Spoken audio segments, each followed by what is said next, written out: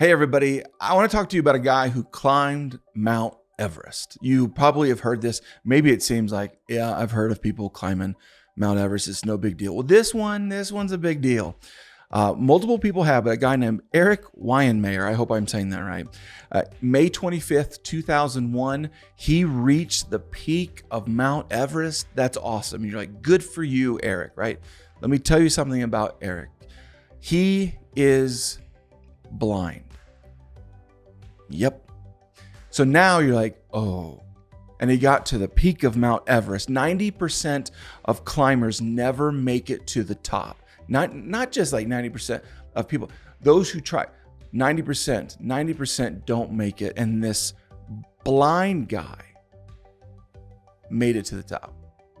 I want to tell you a story because how he made it top, you might already be going, okay, wait a minute. I believe you. You're a pastor. I don't think you're lying to me that a blind guy reached the very top of Mount Everest.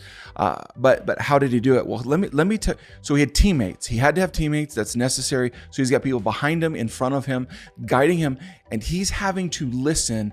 I think in a way that you and I are like whole nother level of listening. So they would yell at him. Here's some of the commands: death fall 2 feet to your right. I mean.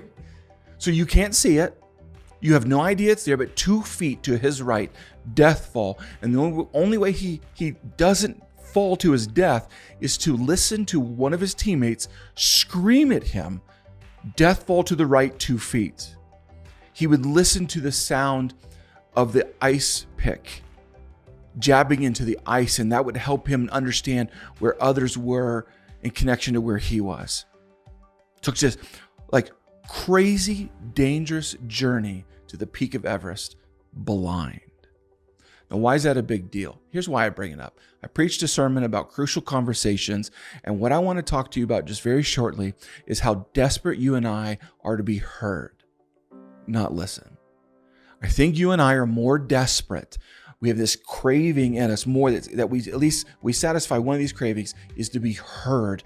We want to be heard so badly that I think we're not listening well. And in these crucial conversations, I talked a lot about, hey, what do you say to the person? You're kind of trying to deliver some tough news or sensitive news, awkward news. And it was a lot about how do you deliver it? I spent just a little bit of time on listening.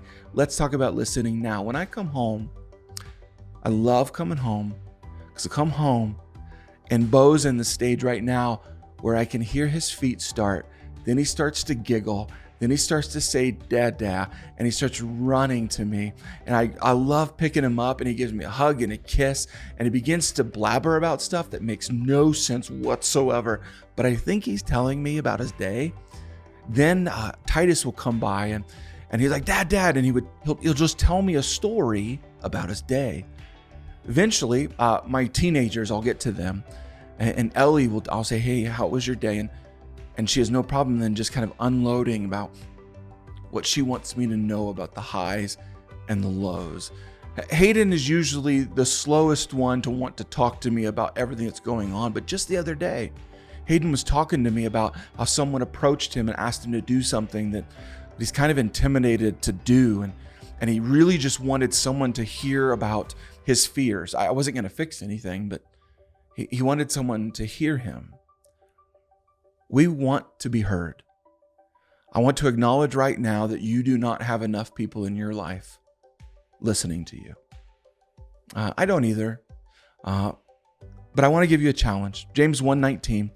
Understand this, my dear brothers and sisters.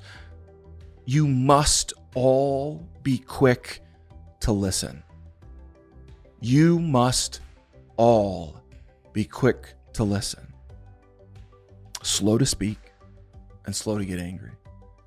I just wanted to interrupt your feed, your life for a second and tell you, I know you want to be heard, but God has called you to listen.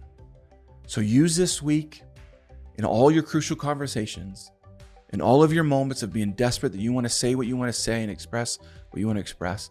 May you get better this week at listening to someone who does need to be heard.